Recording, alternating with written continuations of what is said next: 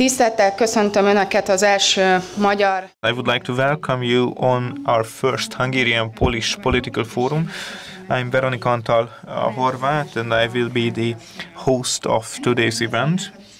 The purpose of this event is to start a regular forum of cooperation between Hungarian and Polish politicians, experts and think tanks.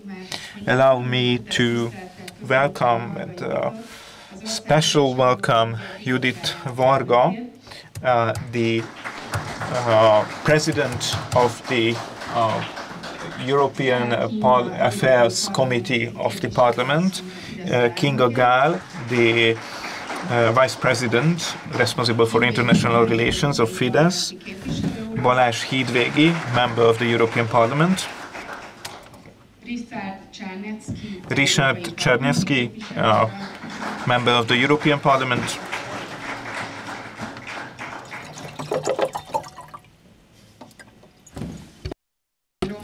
Marcin Romanowski, same member of the same,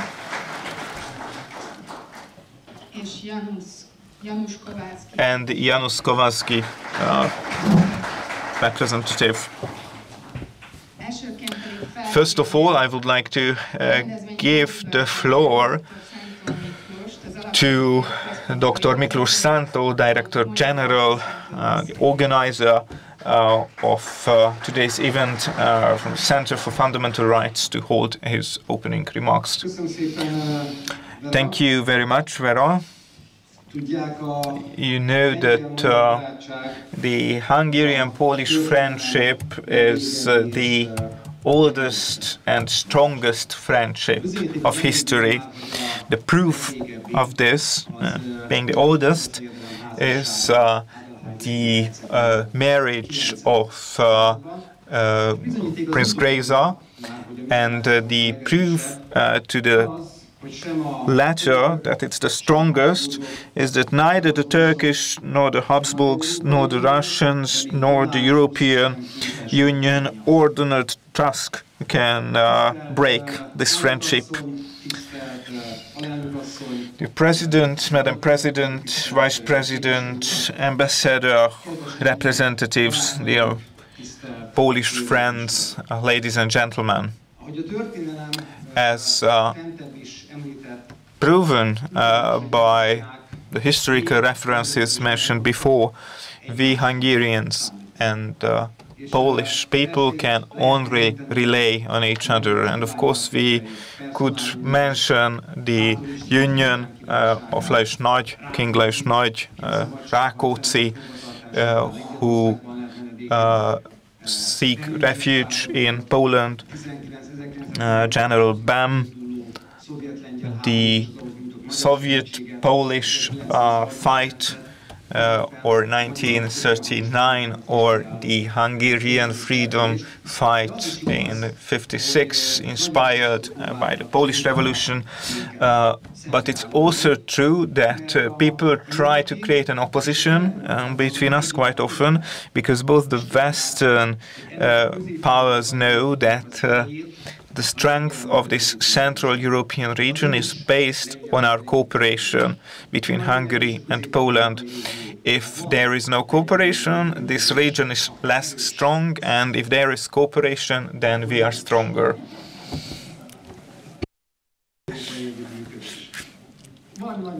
It seemed that back there is quite a party going on.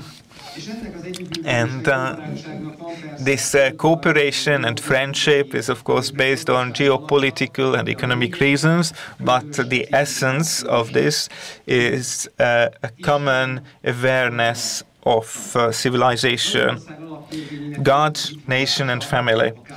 The constitution of Hungary could be actually a joint work of the lawyers of the two countries, because we say in our constitution is that the basis of our nation is Christianity, our families and nation, and our most important values are love and loyalty.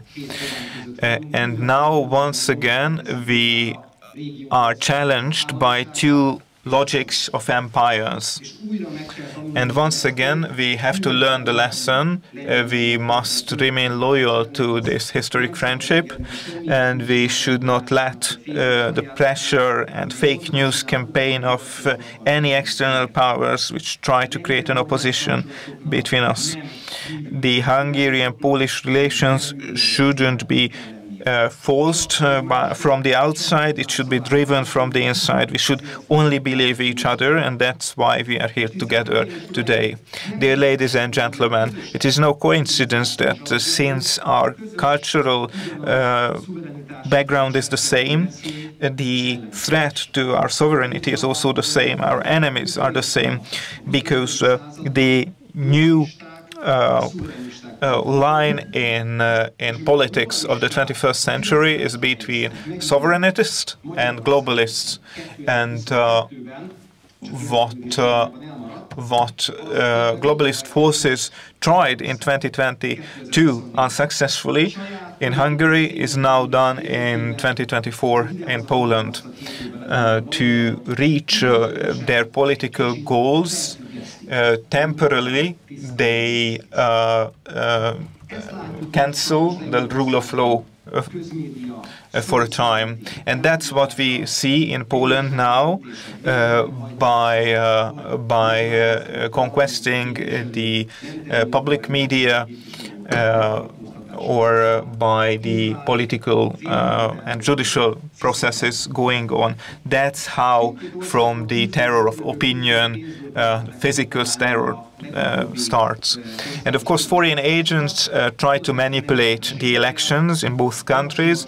Budapest, they were unsuccessful. In Warsaw, unfortunately, they were successful. And that's why we say in Hungary that protecting our sovereignty is also protecting our democracy, because where globalists come to power, sovereignty is at stake as well. And democracy at stake, because if you are not a globalist in their logic, they are not part of this democracy, and they shouldn't be protected. And we also quite often say that silence tells a lot,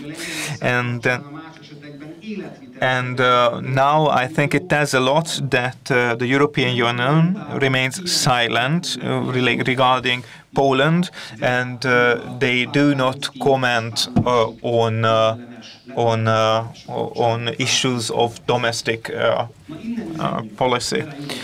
And we say to Vera Jourova and the European Commission is that the last election was not the last one in Poland. Besides the Polish and Hungarian elections, the European elections are coming up as well, where we can show that there is an alternative to the Brussels deep state, and our common goal, our joint goal is quite clear. We have to oppose the creation of a European superstate, and that's why we have to end the intellectual environmental pollution of Brussels, and we cannot let that it to be a joke that if someone says that I don't know whether I'm a man or a woman. And of course we have to protect the safety of our region as well. And that's why we organize this forum, and that's why we organize CPEC Hungary on the 25th and 26th of April for the third time. And I'm saying quite honestly, if we take at the family of George Soros, von der Leyen, or Donald Tusk, it is a high time of this friendship between Poland and Hungarian, because Poland-Hungarian, two brothers, of course they are good for saber and for glass. Both are courageous, both lively. May the Lord God bless them. Thank you very much for listening to me.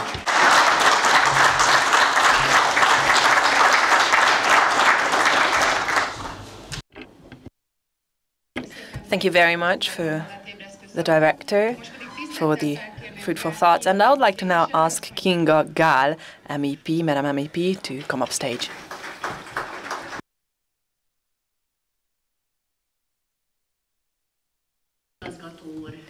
Dear Director, Madam MEP, dear representatives, dear invitees, and our dear fellow Polish friends. 175 years ago today, on the 9th of February 1849, General Bem's army fought a decisive battle against the outnumbered Imperial Army at Piszki. The statue of Bem in Budapest bears the Polish general's words of encouragement before the battle. It goes as the following: if there is no bridge, there is no home. Bem was victorious, and the bridge over the stringent river led to the liberation of Transylvania. József Bem, who we will revere as Hungarians as József Bem and József Wysocki, were one of the most effective generals of the Hungarian War of Independence of 1848 and 49. Together with them, some 4,000 of their Polish compatriots fought for the common freedom, as the inscriptions on the Polish Legion flag proclaimed. The friendship between the two nations, unparalleled in the world, is testimony to 1,000 years of shared destiny. Since the 18th century, it has been defined by the idea of freedom and sovereignty. The chapters of this era, which spans several centuries, tell of how these two nations sought to help each other when the freedom of the other was threatened. This was the case during the Polish struggles for freedom in November 1830 and 31 and January 1863 and 64, and it was the case during the Hungarian struggle for freedom in the Spring of the Peoples, already mentioned in 1848-49. But so was in the 20th century during the Bolshevik-Polish War, when in mid-August 1920 a Hungarian shipment of ammunition, which arrived just in time, helped the Poles who had been left to their own. And it was the same in 1956, when the value of donations from Poland, including blood donations, was nearly a third of what Hungary received from the rest of the world. And in the decades after 1956, Poles have been the most faithful keepers of the memory of the Hungarian Revolution. The young Hungarians who hitchhiked through Poland in their, tens of thousands of youngsters who hitchhiked in the 1960s in Poland, surrounded by the love of Poles. They can testify to this most authentically. The freedom, sovereignty of Hungary and Poland are mutually dependent. Historical experience suggests that in the long term it is unthinkable to have a geopolitical situation in which Budapest and Warsaw and, we might add Bratislava, Prague, Bucharest, Belgrade, and the whole of Central Europe, who are driven by the Hungarian-Polish friendship, do not share the same fate and interest. In 1989 and 90, the two countries could be deliberated and could have some relief together when we regained national self-determination. Less than a decade later, in 1999, we joined NATO and then the European Union in 2004, and we were right to think that the event was a symbolic recognition of the centuries-long struggle of Hungary and Poland in defense of Christian Europe, starting from János Hunyadi to János Mindszenty, from John Sobieski to Pope John Paul II. But not many years later, we began to see increasingly alarming signs that our sovereignty was once again under threat. Once again, freedom of thought, freedom of opinion is under threat. And not just in the eastern and central parts of Europe, as in the decades of communism, but now across the whole continent. Now, once again, others want to say how we should look at the world, at Europe, in fact, how to look at our own country. In addition to protecting sovereignty, there are several other questions where we agree on.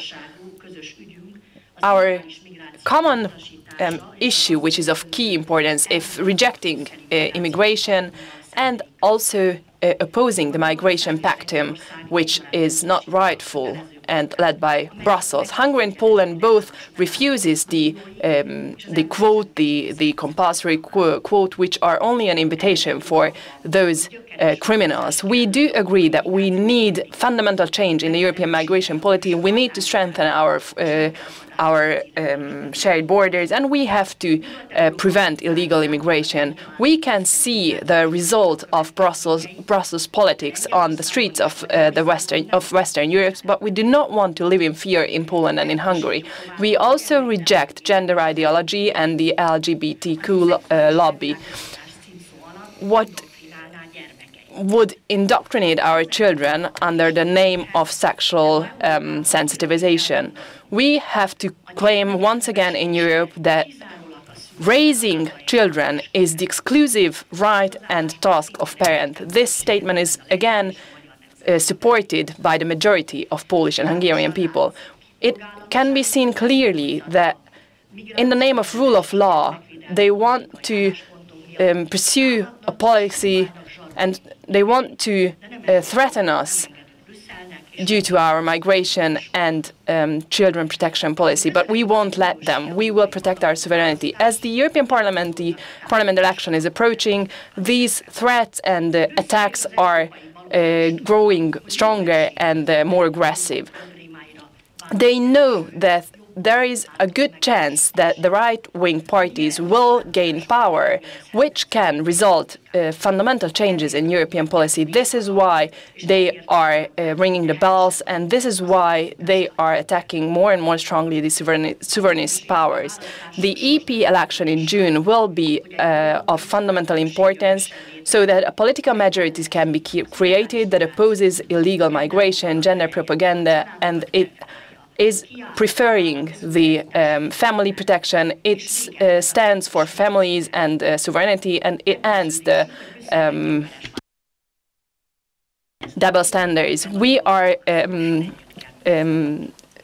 we know that we need to strongly cooperate within the European cooperation. It is with of special importance that we Hungarians and Poles stick together and we preserve the Visegrad cooperation, because we can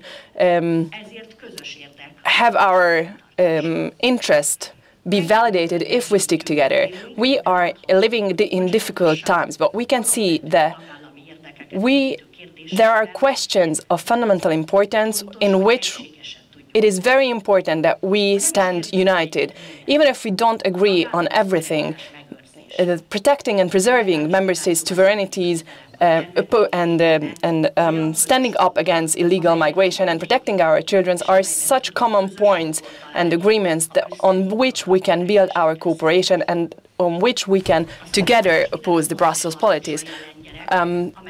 Poles are important warriors of protecting sovereignty, and that is proven by Professor Ryszard Czarnecki, who is my fellow MEP and who was awarded this year, or will be awarded this year. The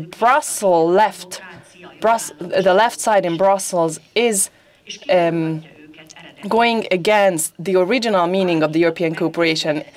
Whoever questions this new discourse in Brussels, they try to silence, they try to make them impossible to carry on. For years, the European Parliament halls was loud of the rule of law problems in Poland and Hungary because FIDESZ and PiS, the governments of FIDESZ and PiS, could not be successful in their eyes, and because they couldn't break them from outside, now they sent political mercenary to their countries, and this is how they could win in Warsaw. And what we can see since December in Warsaw, and as it is treated by the European decision makers, is the most obvious proof of double standard. And if left liberals feel that this is something that they can do and everything is allowed to them, they won't have any limit in their political revenge. This is how, in our eyes, during just a course of a couple of weeks, a banana republic was created in Poland. within just a course of weeks, referring to the rule of law, these forces are demolishing democracy, the rule of law and laws, and this is happening in all areas of life. While the European bureaucrats are assisting in these projects, NGOs are remaining silent, and the mainstream media senses nothing out of it. We can easily imagine what would happen if all this would happen in Budapest under the governance of Viktor Orbán, how much support he would get.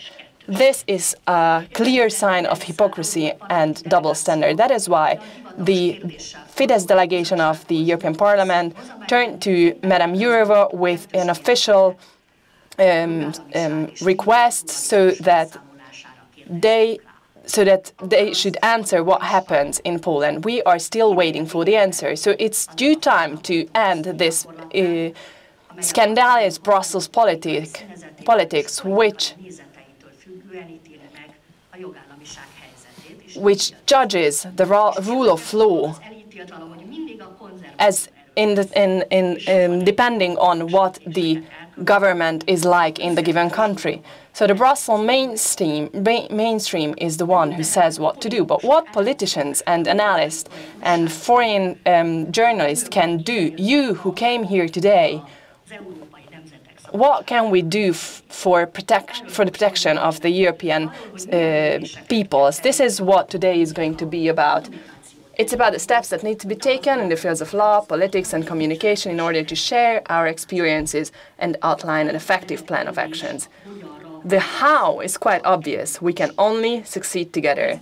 And to do this, we have to continuously strengthen the spiritual bridge with constant communication, constant and direct communication that can connect the Hungarian and Polish nations. The words of General József Bem, which he said at the Pesky Bridge, are also true here. If this bridge is lost, our common cause will be lost. And in recent years, and especially since the beginning of Russian aggression, the globalist media have launched a massive disinformation offensive with the aim of dismantling this bridge. They have not succeeded, and today's meeting is a proof of this, a clear proof of this. But we cannot have any doubts of the fact that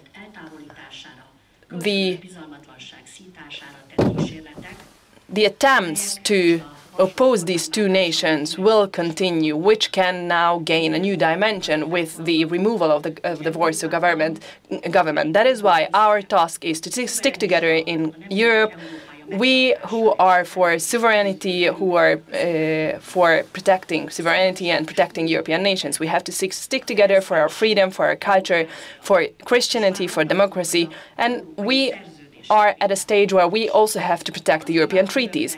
Therefore, I wish for you that to continually continue to protect the freedom of Hungary and Poland, and do not forget that in every conference, every professional consultation, every meeting, every telephone conversation between Hungarian and Polish politicians, analysts and journalists are tiny bricks in the 1,000-year-old bridge that we call Hungarian-Polish friendship. So hereby, I would like to thank the Center for Fundamental Rights for organizing the Hungarian-Polish Political Forum, and also for Miklós Szánthó, director, and I wish you a successful conference.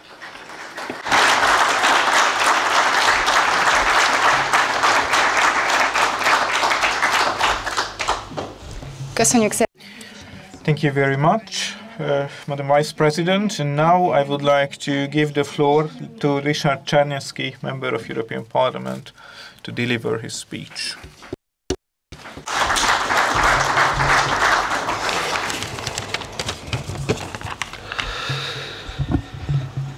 Jó reggelt, magyar barátaim.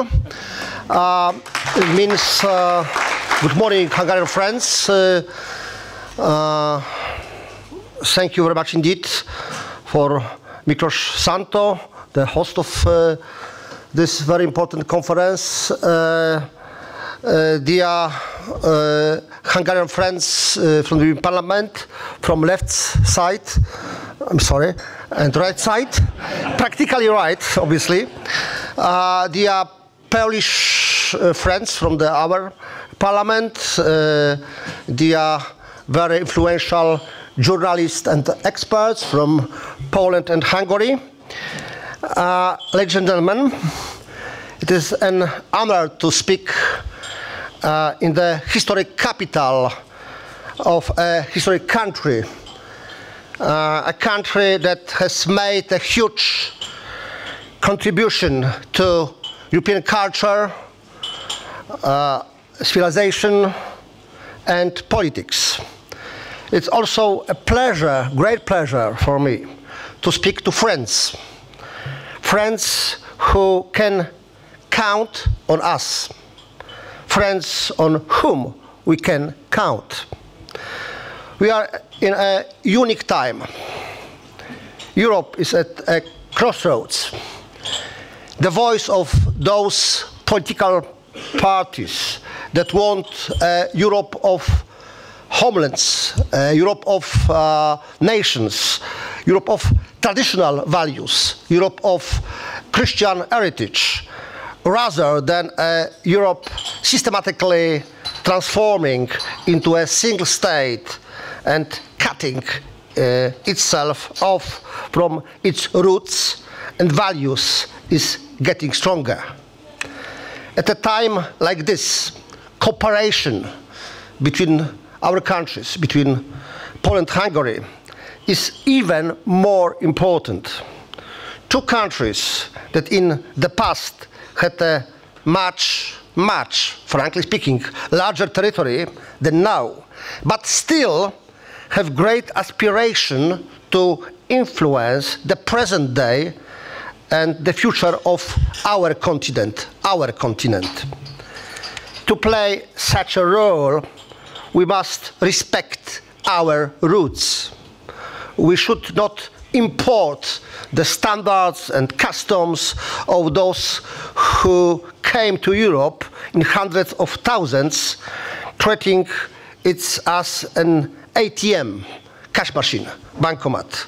We must remember the real Europe, the real European culture, the one embodied by Ferenc Liszt and Frédéric Chopin, as well as Ferenc Molnar and the Paul Street Boys, Chłopcy z Placu Broni, Polish title, and Henryk Sienkiewicz with his Quo Vadis. You can't understand the history of European literature and culture if you didn't cry after the death of Erno Nemeček.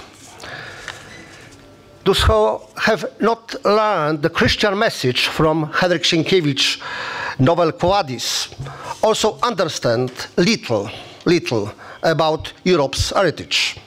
The question, by the way, the question that is also the title of this novel, Quo Vadis, where are you going, can be asked of contemporary Europe. On the one hand, we have the Europe of liberals and the left, truly speaking, very often loony left, which is heading for destruction because it closes its eyes to challenges and amputates the roots of its own culture. On the other hand, we have a Europe that wants to combine modernity and tradition, a Europe of normality. I can repeat, a Europe of normality. In 4 months, the European election will be held, the result of which will also be decided here on the Danube River in Hungary and the Vistula River in Poland. After this election, we must cooperate. I don't say we won't cooperate, blah, blah, blah. I told we must cooperate. For Polish-Hungarian cooperation aimed at a Europe of nations, using the favorite phrase of the famous conservative Prime Minister of UK, of United Kingdom of Great Britain, Northern Ireland, and first female Prime Minister in British history, Margaret Thatcher. This phrase of Iron Lady was Tina. Tina means there is no alternative. It's true. Yes, there is no alternative for the very close cooperation of Hungary and Poland, our both countries. We'll very strong support the Hungarian presidency the next 6 months, the second half of this year, of the European Union, knowing that it will break, I hope, the curse, I can repeat, the curse of political correctness. This is what I wish for Europe. That is what I wish for Hungary, Hungarian friends. This is what I wish for us, Poles. Finally speaking, Isten Aldia Major Sagot es Lengyel Sagot. May God bless our nations. And private message from my heart. Ria, Ria, Hungaria.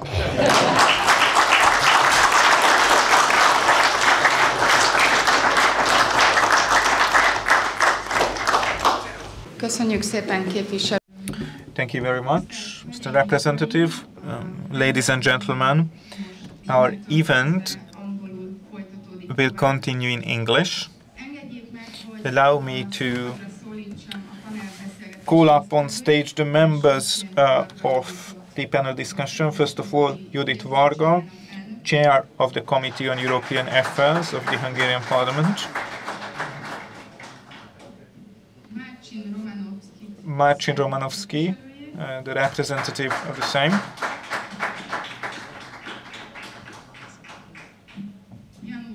Janusz Kowalski, also the member of same. Balázs Hídvégi, member of the European Parliament. And last but not least, my colleague, Magor Ernyei, the International Director of the Center for Fundamental Rights.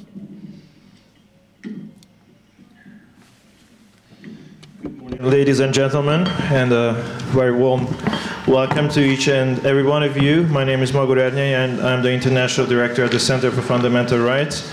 And we are honored to have such a distinguished panel today to discuss some of the most important topics related to Hungarian-Polish cooperation. We live through critical times ahead of EP elections, and we'll talk today and discuss topics related to the future of the European Union, cooperation between conservatives across the continent, and especially between Hungarian and Polish conservatives. And of course, we will try to lay out a vision for Central Europe as well, because this is our common home. So this is going to be a free-flow discussion, so feel free to jump in and add your comments whenever you would like to.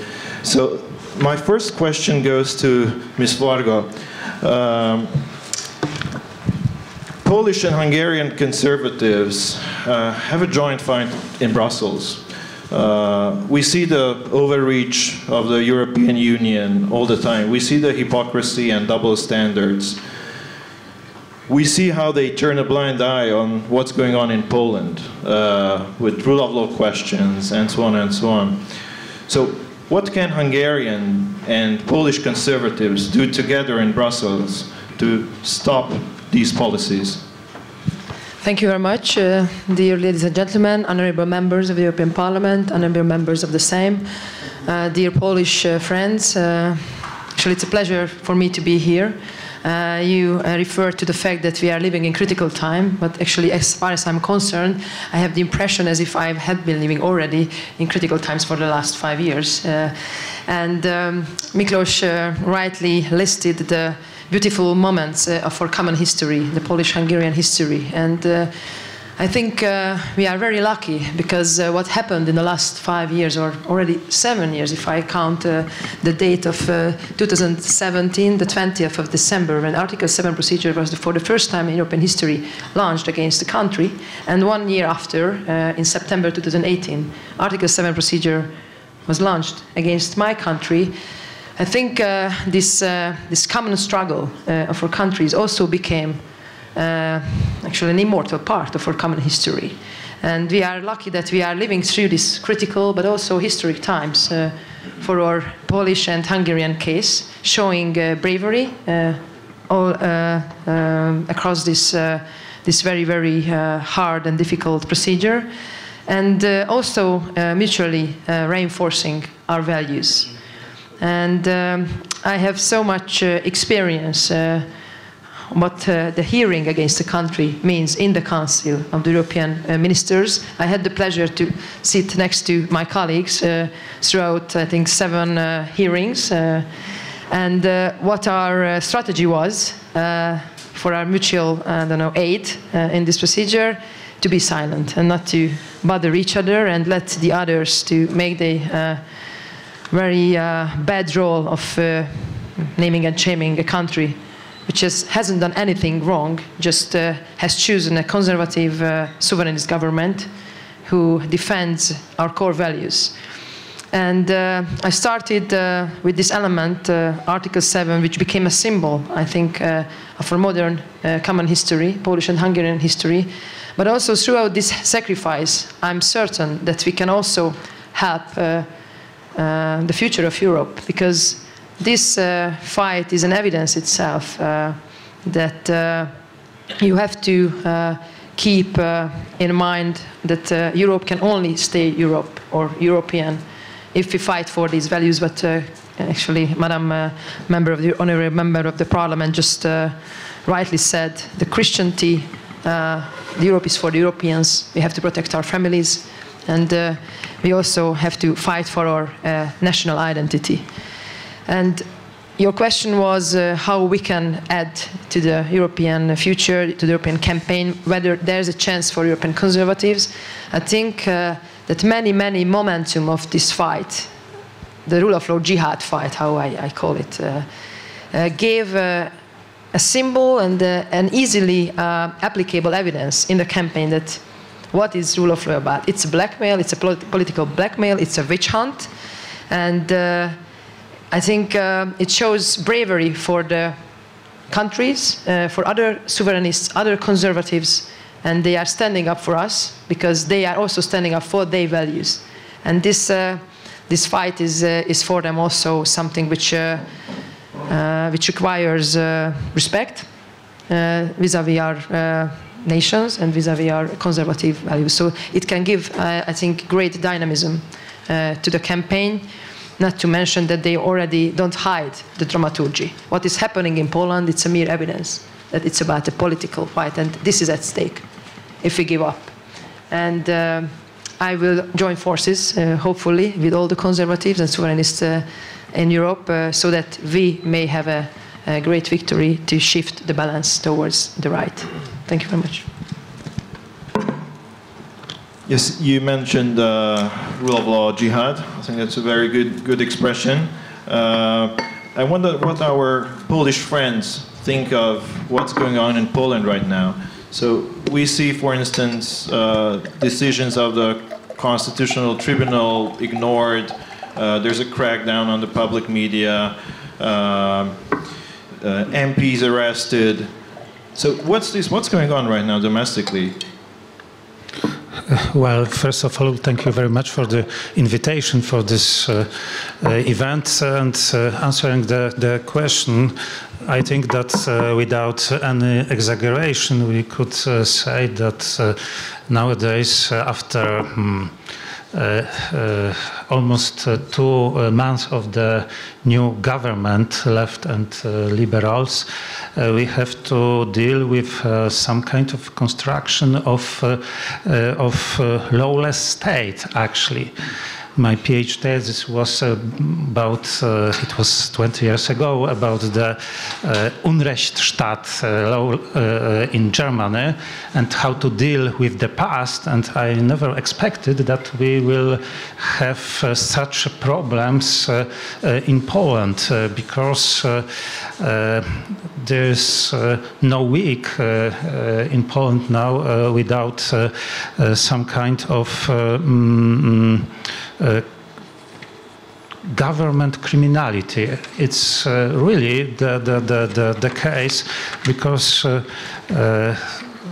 we have already a huge list of such activities, like, for example, Minister of Justice Adam Bodnar, who attempt to deprive Polish judiciary of its independence, of its sovereignty, and subordinate it to the political decisions and to the rulings of the European tribunals, ignoring the judgment of the Polish Constitutional Tribunal, which is, of course, as in every country, the most important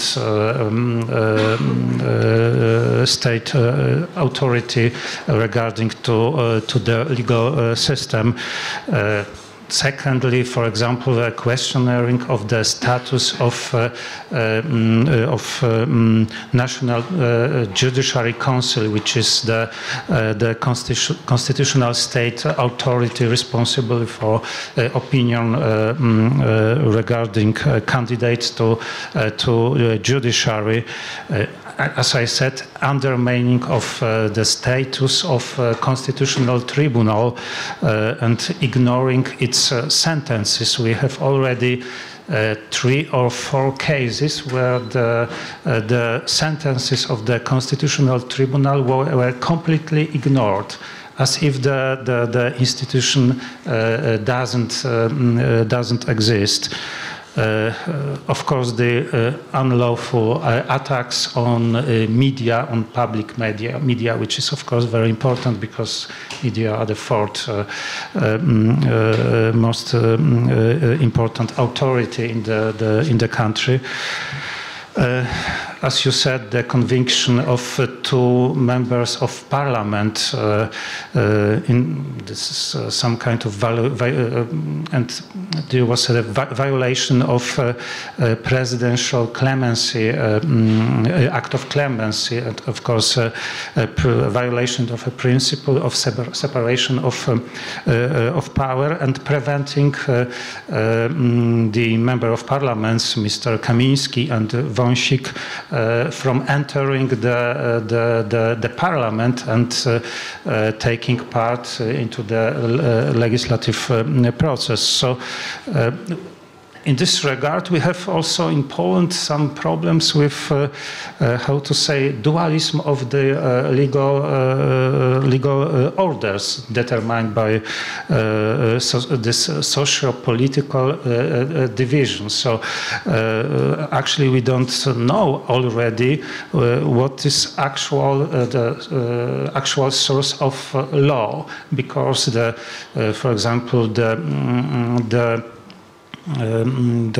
taking over the National Prosecutor Office was made by ignoring the statutory regulations, using the private opinions of lawyers. So private opinions, political decision, political will became some kind of source of law. It was said by Donald Tusk, we will apply the law as we understand it. Regardless of the judgments of courts, regardless of the judiciary of the Constitutional Tribunal, it means actually the complete destruction of the rule of law and of the state itself. Mr. Kowalski? So,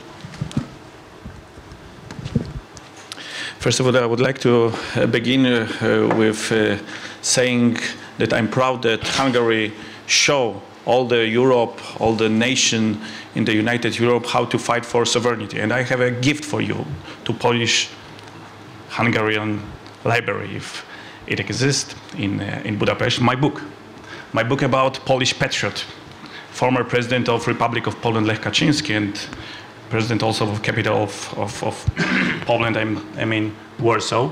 So because this is the man who had right, and I would like to show you in my very short speech what values are common for Hungarian and Polish.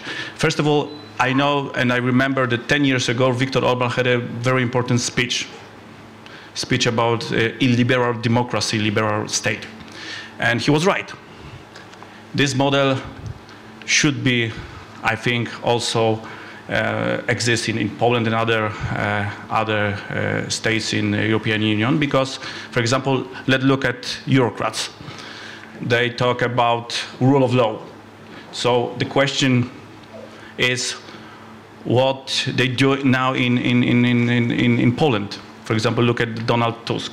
So I think that I can call it that they are testing the new model of democracy.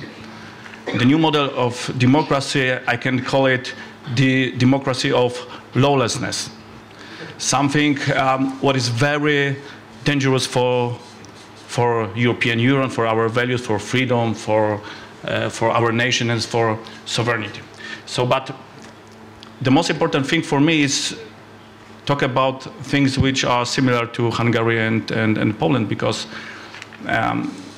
you have your own history, you have your own values, you have your own interest, and we should respect your interest, and also Hungarians should respect Polish interest. It is the most important thing to understand it.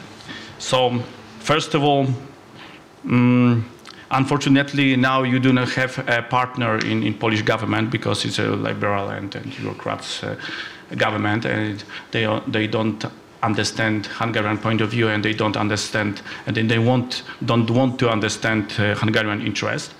But we can talk about Hungarian Polish interest and interests of our nation.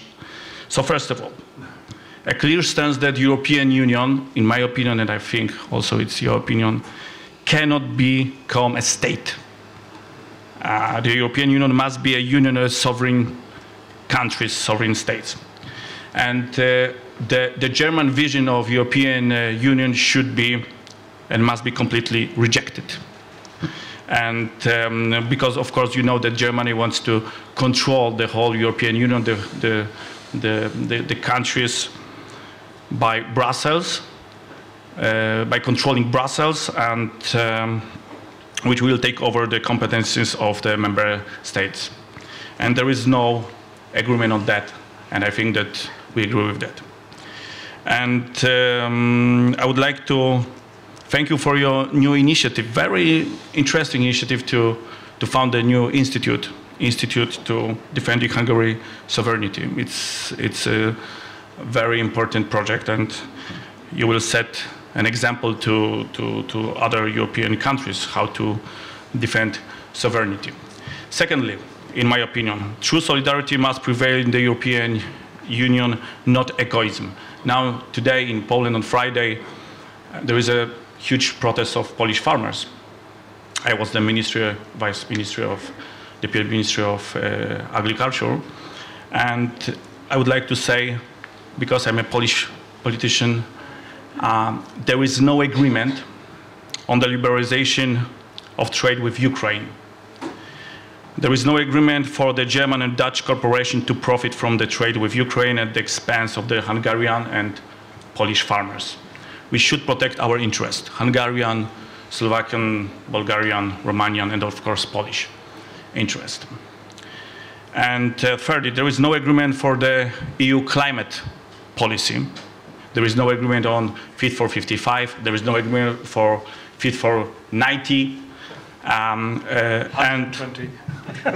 100. Unfortunately, it was a huge mistake in 2019 to agree for Green Deal, and now we have the problem in social problem in the whole Europe. Look at the farmers from Dutch, from Germany, from Poland, also in Hungary.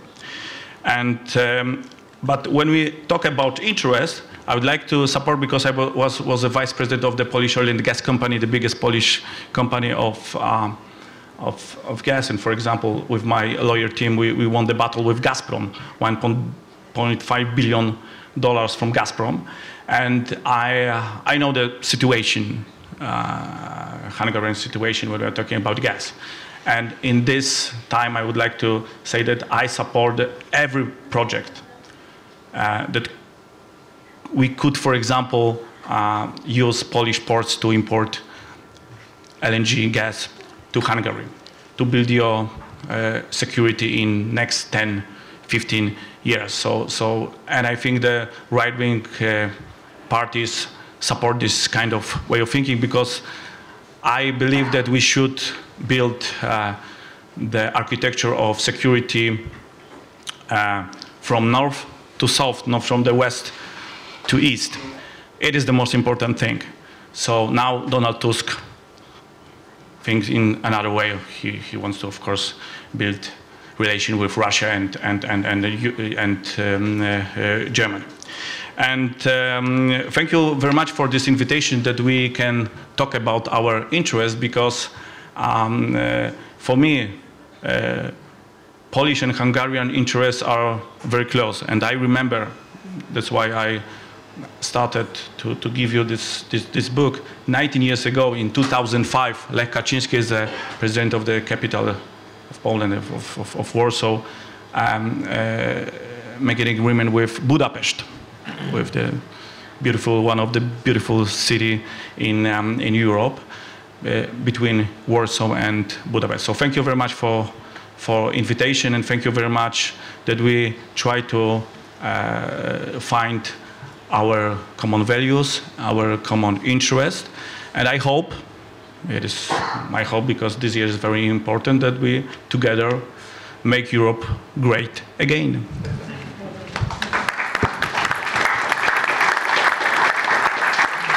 Thank you for your comments. And I think what you just described is very much in line with what we Hungarian conservatives want to achieve in Europe and in Central Europe.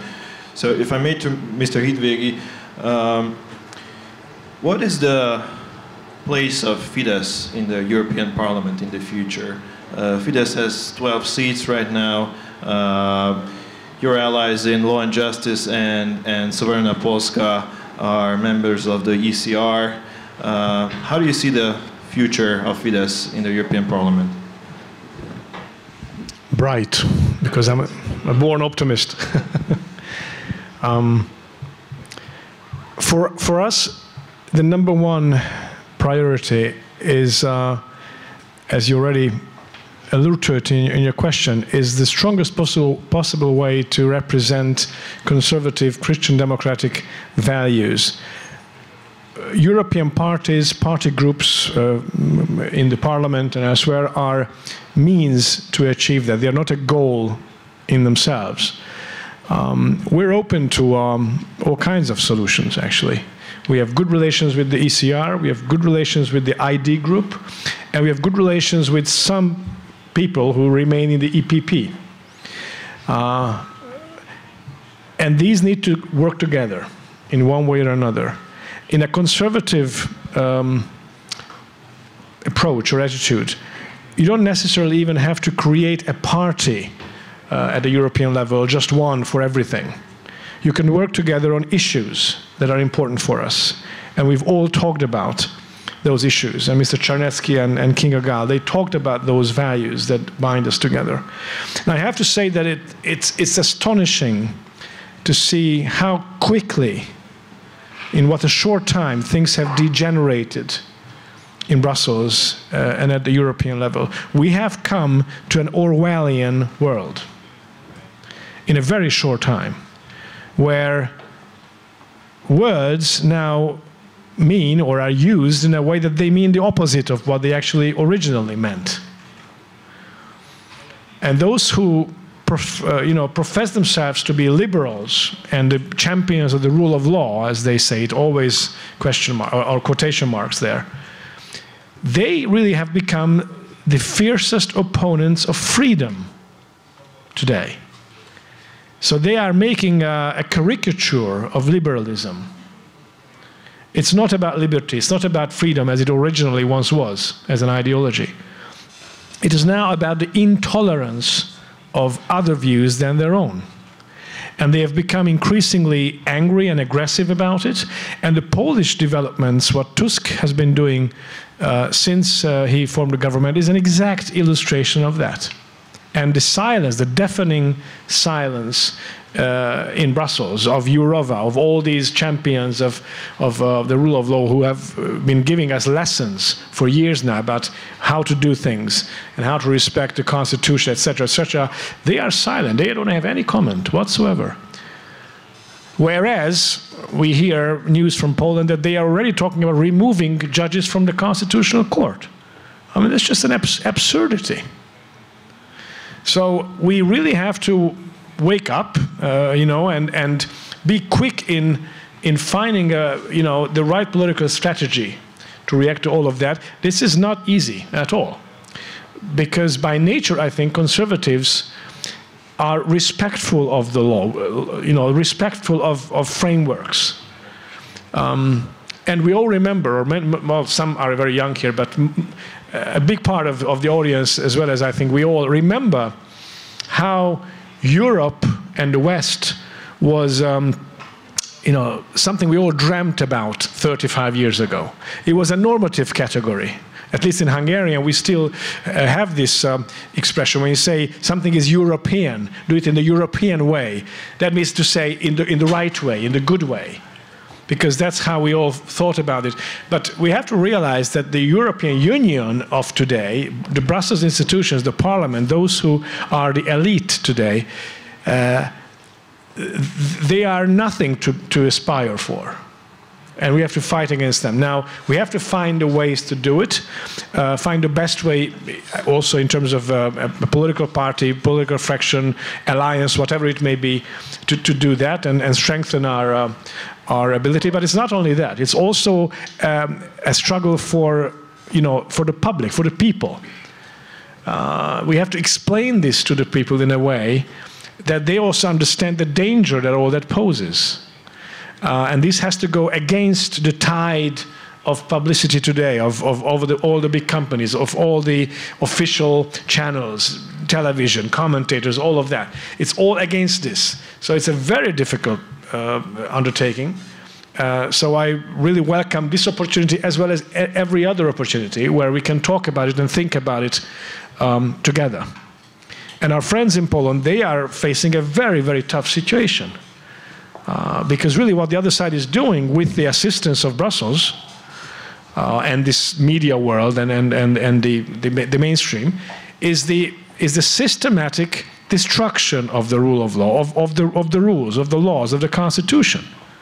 So I'm not sure I have all the answers about how to do it, but it's an immense task. The danger is extreme. Absolutely. And just coming back to our common home, Central Europe, because you mentioned that we have to build a Central Europe from north to south with cooperations like the Three Seas Initiative. We have to work on the Visegrad cooperation and all other forms of cooperation that strengthen this region. So this is a question for all of you. What is the best strategy for working together and strengthening this region of ours, both also in terms of security, economy, and also in the civil society? Well, based on the comments before me, I have so many thoughts in my mind. Yeah, so please. Actually, what is the state of play now? Brussels has made so many mistakes in the past that we need a change. everybody feels this. You know, those farmers who are ranging on the streets, and also pensioners in Belgium, public administrators in Spain, you know, Hungarian citizens. We all feel that Europe is not about us anymore. Europe, it's not the place about which we were dreaming, especially us Central European countries. We feel a bit betrayed. And how we can make a change?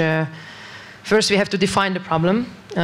We do believe, and this is a very strong Hungarian sentiment, that the democracy is outsourced in Brussels to NGOs. And this is how the European Parliament, which is a highly ideology-dominated and ideology-driven institution, must be first changed. But the challenge is that how you can translate this sentiment, what every citizen across the continent feels, into real political mandates. Because at the end of the day, we are talking about votes and numbers and European parliamentary seats. And in order to avoid the conflicts on the right among us, which may actually work against our common success, because if political parties on the right are starting to campaign against each other and not finding the common ground, then it may just help the case of the left, and then nothing will change. So I think we have messages here in Hungary, but every message must have circumstances, has had a locality, and how to convey this message properly for French voters, for Spanish voters, so that they really understand that our alternative is their alternative as well. And what is the party which then can help them to have a real effective representation in the European Parliament? This is the challenge for us in the campaign. And as Honourable Member already said, that we need to be very clear, and we don't have to, you know, make too complex messages. And this is why the no migration, no gender, Christian Europe, sovereign states or nation states, not nationalists, because then you are already entering a dangerous field where they just you know, intentionally misunderstand what you want to say. This is the challenge for us, to be as simple as possible, to call for the highest unity possible, and then we have to show that there is a feasible alternative. And here comes the Hungarian case. Because since 2010, we were already, you know, accused of not being true Europeans, not respecting European values, etc. But, you know, constantly our democracy is living and actually just approving this kind of policy, and this becomes an alternative already. So there can be a change, but we don't have to forget that Europe is not only about, or European policy is not only made in European Parliament, but there are also the governments. And the situation is not easy, because this ideology-driven European mainstream actually was very happy when in Poland they managed to set in the European default of democracy, which means a fragile coalition.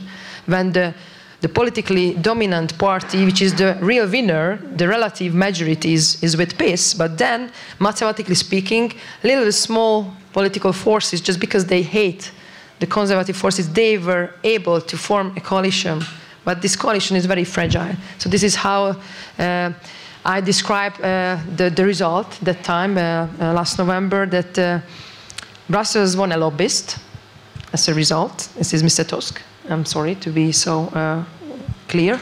And the Polish nation might lose or might be weakened how to defend their sovereignty, because if there is a fragile coalition, then those attempts who are there to weaken the sovereignty cannot be refused as strongly as we luckily can, because we have a very solid sovereign and monolith government, which everybody drives into the same direction. So this is now the challenge, but I think voters in the European elections might give now new impetus to our case, because this way also, if there is a shift in the right weight and then the balance, right-left balance, then it will might generate also in national and local election also a new dynamism. And my last thought and comment is we have to be very careful with the EPP. We already saw what they are doing. They are betraying sometimes voters, because now during campaign they will say what they want to hear. we stop illegal migration, we will defend the European borders. But when they get the victory, they always, like by exercise, they make the big deal with the liberals and with the left. And nothing will change, because this is the European status quo which led Europe to this crisis situation. And we have to generate a situation where the EPP will be forced to look for coalition friends or look for those allies only on the right. So they have to be in a position that there is no alternative on the left, there is only an alternative for European leadership on the right. And I completely agree with Balázs that it's not about party titles. It's about issues, agriculture, energy security, European foreign policy, European defense policy, migration, all the big questions of our 21st century, which can be decided by true numbers coming from different titles and names. Today, Europe is really about a tipping point. We are talking about rationality and irrationality, soberness and non-soberness, normality and non-normality. So we should really wake up in this sense and look for allies and be really careful as a voter with the EPP. This is my message. Thank you very much.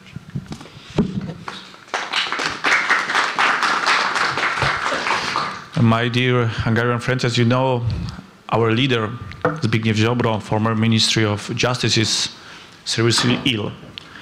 And in this time, I would like to thank you, Mrs. Varga, former Ministry of Justice in Hungary, for good cooperation with Zbigniew Ziobro in this time, because this is a good example how we could cooperate. Because for us, one moment, okay, because I would like to also thank you, also Ryszard Czarnecki, one thing. So I will come back to Mr. Varga. Because Ryszard Czarnecki, I met him 25 years ago, and he was in the team which started to access Poland to European Union. I would like to thank you for your work in this time, because Ryszard Czarnecki was fighting for this kind of way of thinking, that Poland should realize Polish interest in the European Union, not to realize European interest in Poland. So thank you very much, Ryszard Czarnecki, for this kind of thinking. And now you can go to Warsaw and fight for our values, and we should come back to roots. Fight for Polish interest in the European Union, not European interest in Poland. Thank you very much, Ryszard. Thank you. And Mrs. Varga, you will always be an example in Poland for Polish people, Polish voters, Polish families. Strong woman, strong mother, strong wife, strong Ministry of Justice, who fight for values, for Christianity, for freedom and sovereignty. Thank you for this, because people need example, good example. And in my opinion, unfortunately, the European Union is on the road to collapse in the next 10 years. And I'm not happy for that, because we should come back to the roots, to the association of sovereign countries, sovereign states. And I hope that FIDESZ will win election in this year. I hope that Law and Justice also will election, especially election to European Parliament. It will be a very hard task, because we have Donald Tusk and 90% of media against us. But we are Poles, and Polish nation always fight for freedom. So thank you very much, Mrs. Varga, for you did for cooperation with Poland, and for this example to cooperate with Zbigniew Ziobro. And I think that Marcin Romanowski, who was the deputy of Ministry of Justice and right hand of Zbigniew Ziobro, will give another example of this good cooperation. Thank you very much.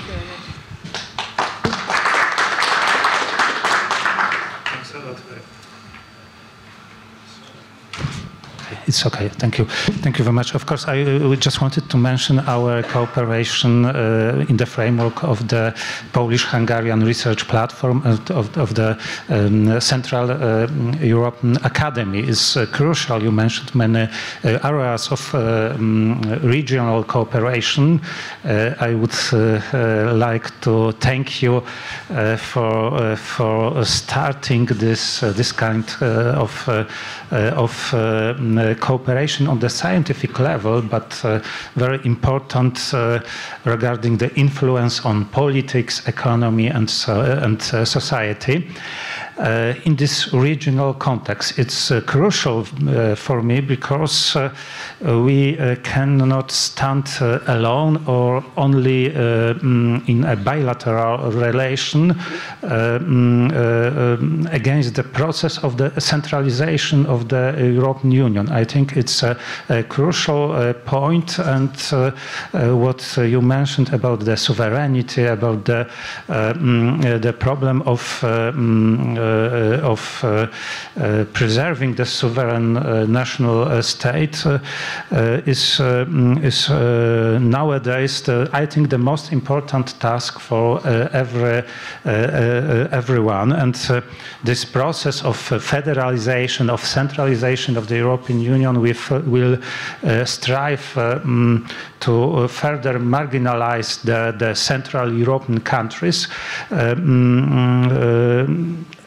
especially because of the dynamic economical growth of the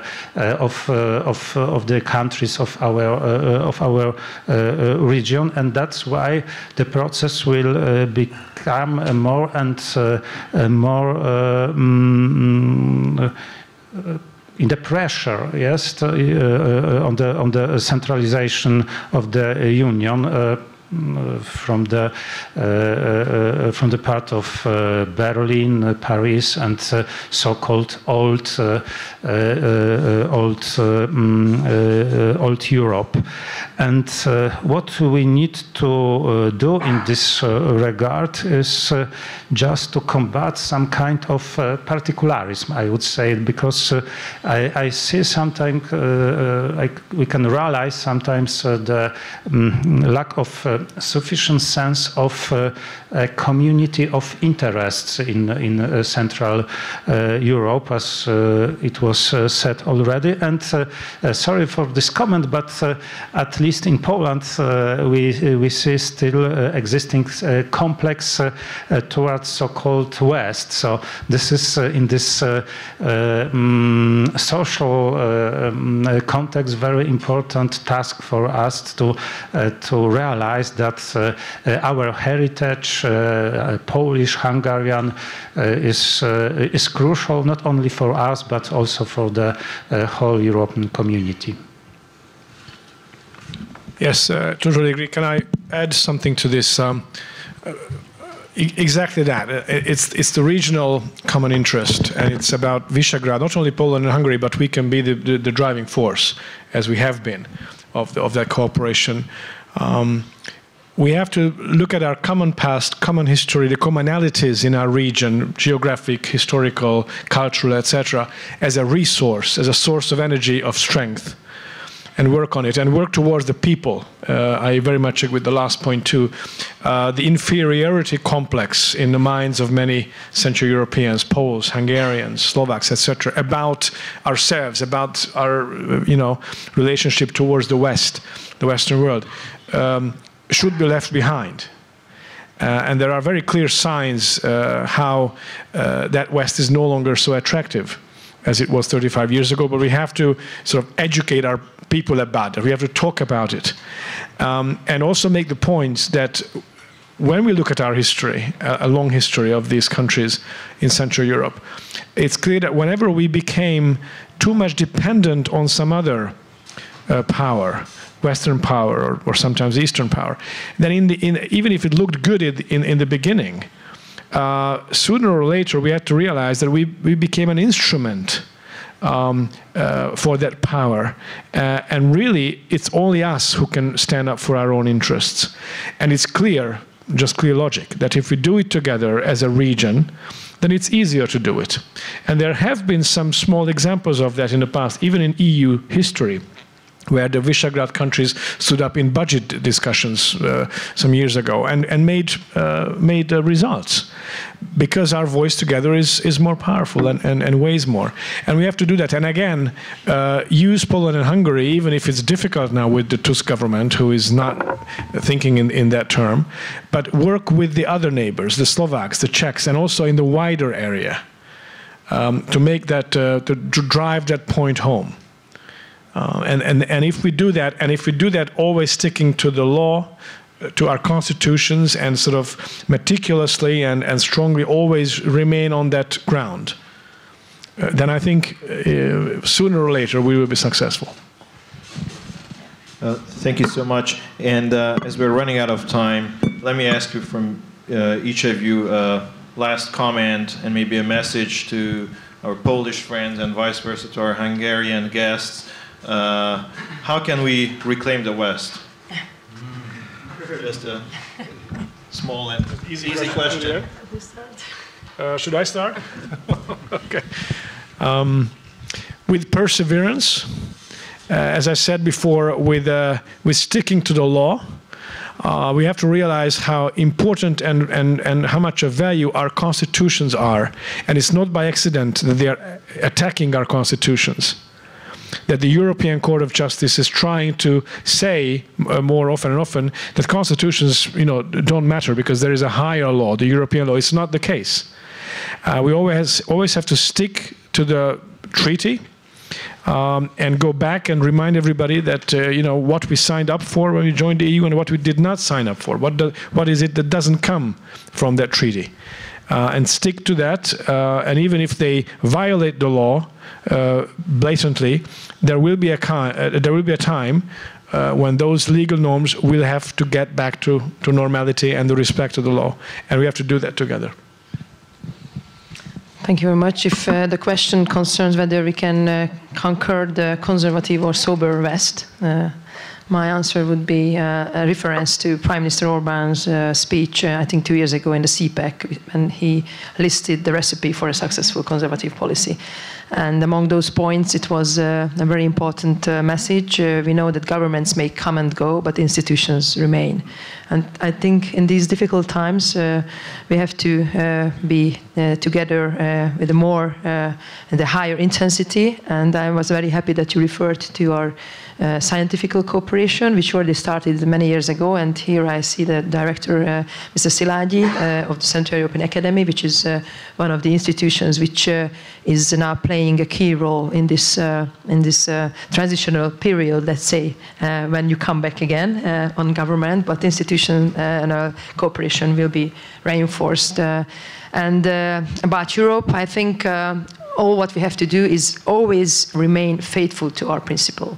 No matter what is the hype in the media, what is the noise of the smear campaign, what are the political blackmailing tools against us, we have to be faithful, because I think this was the end of the EPP's success in Europe. They actually left their core values, they left their principles for short and medium term opportunistic objectives. And we shouldn't enter this road. We have to hold the phalanx, hold the line, like in The Gladiator, which is my favorite film. And when the right political constellation sets in, then you can step forward, but never backwards. And this is why you have to really aware of your strengths and preserve and like a treasure your own democracy. Because at the end of the day, we are nations working together. And if you are not in line with your own nation's demands and interests, then you cannot be successful on a European level either. So we have to be successful as nations, and we have to mutually respect each other's success. My plan is very clear. Stay together, destroy our enemies together, fight together and win together, make Hungary great again, make Poland great again, and make Europe great again. The plan is very simple. Okay, so let's prepare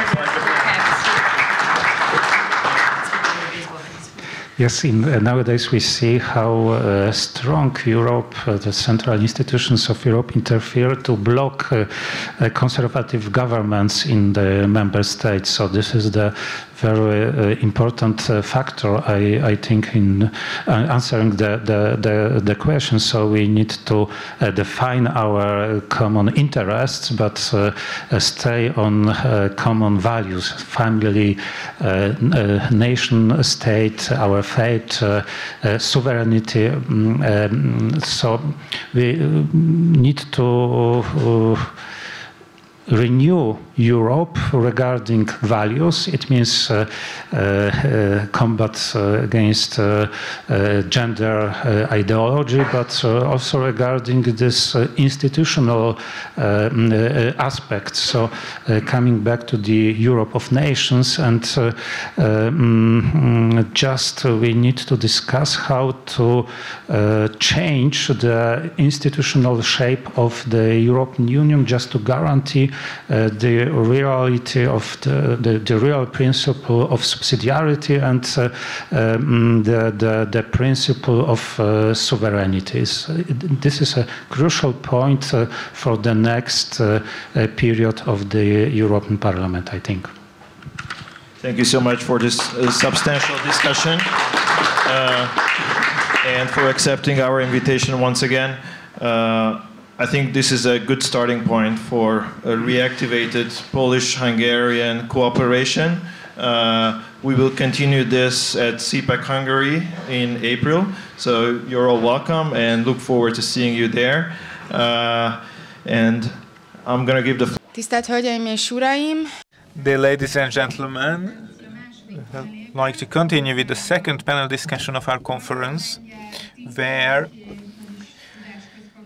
Hungarian and Polish think tanks are represented.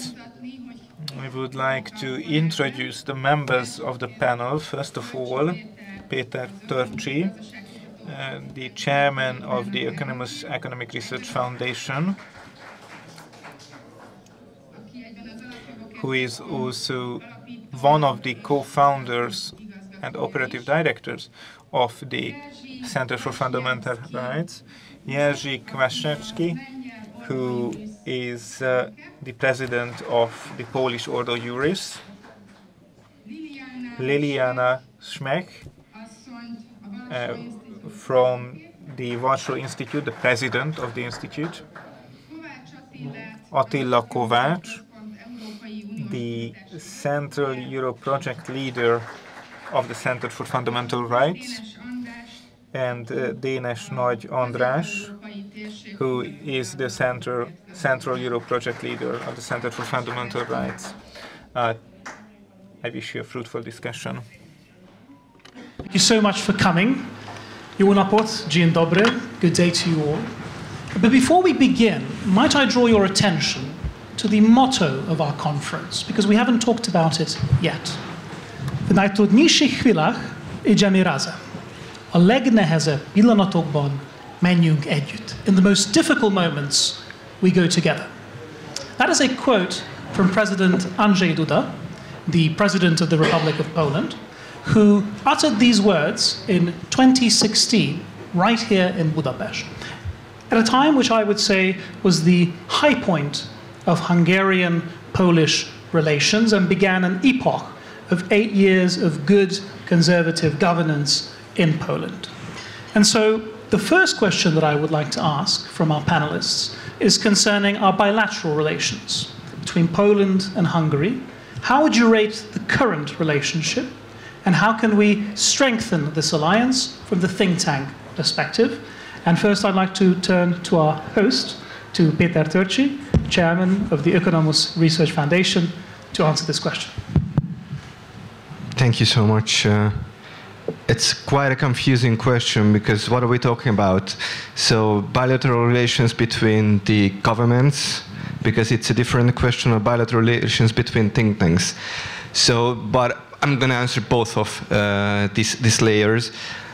Actually, we have had a great bilateral relationship between the countries officially when PiS was in the head of the Polish government, because of shared values, understanding our historic mission and their past, which is a very strong cooperation and a very strong glue. And PiS, during our difficult times, the PiS government led by Morawiecki, and I think all of the real conservatives in Poland understood even the past 2 years, because let's be honest, it were difficult times even for us friends because of our different approach towards the war in Ukraine.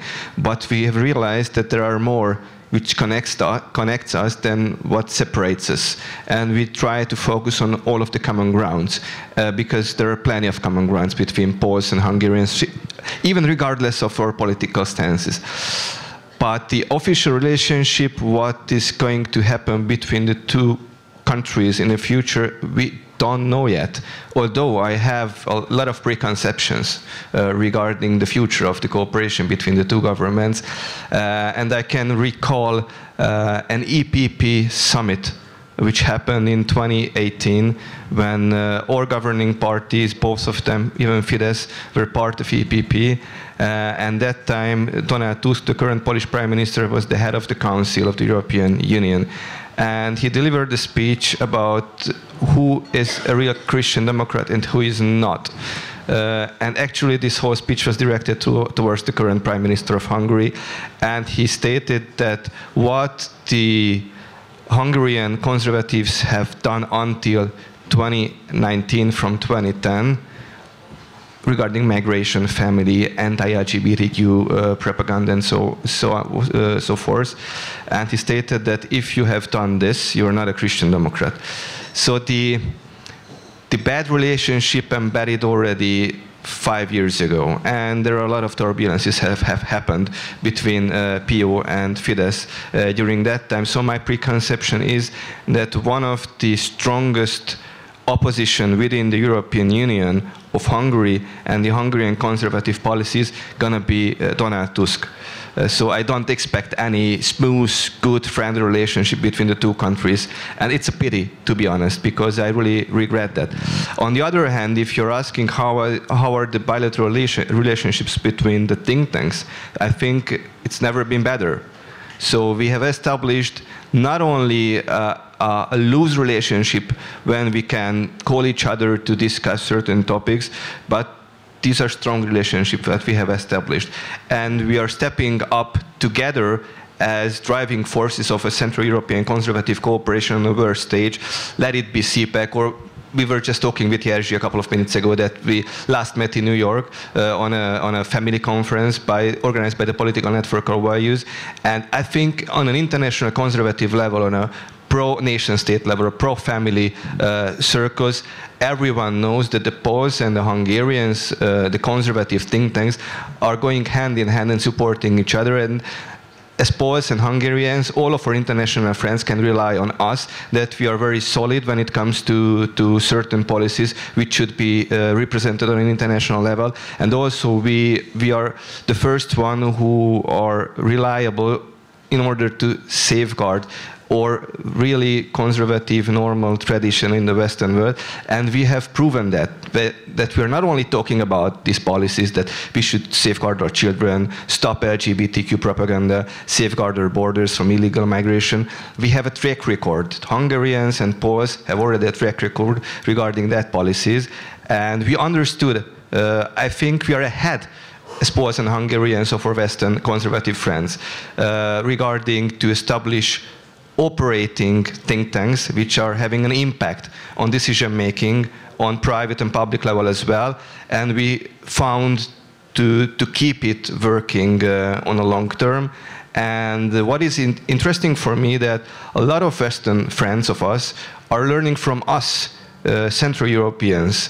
So we have already proven that it can be maintained on a long-lasting period of time, and we can also share our experience with our Western counterparts in Italy, France, or you can name it. So I think our task is to maintain to keep this good cooperation, and I don't know whether we have reached the bottom yet in terms of difficult times. Maybe the bottom is still ahead of us concerning especially the official relations between Poland and Hungary.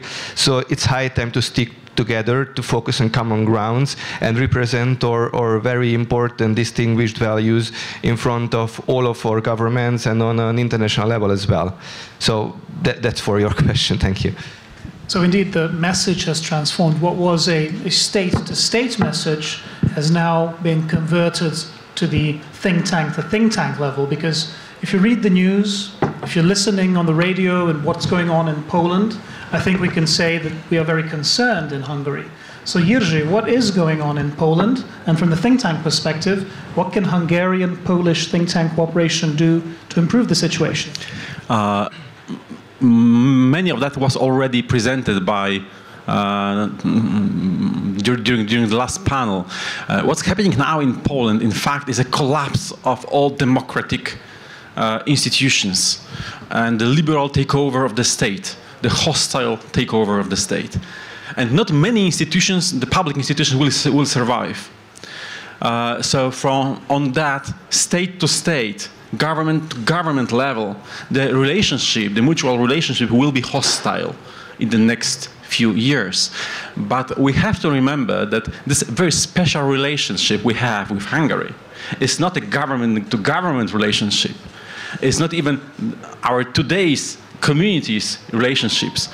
It goes deeper than that. It's much more than the love that was already mentioned by our friend from the journalists.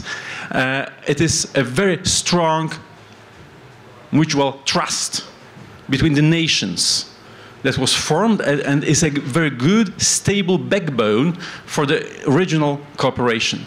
And this stable trust that could be found easily in the nations of Hungary and Poland is a proper fuel to get us going with our think tank activities.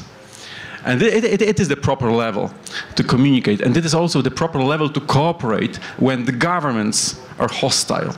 I remember it was 22 months ago when I presented just in this room our final report of the international observatory missions to Hungarian parliamentary election. And we were leading mission from 5 countries observing elections in Hungary. And I remember how much we were shocked by the opposition plans that were already presented in 2022 for transitional justice here in Hungary. Those plans to overthrow constitutional court, to take the powers from the constitutional court to the parliament, and then to evaluate all the organic acts of the parliament with simple majority to overthrow them. And from our perspective, that was something unbelievable in a civilized Europe, unbelievable from the legal point of view, from the rule of law point of view. And what we experience now is just the same transitional justice doctrine, but much more developed, much more mature, much more barbarian in its heart.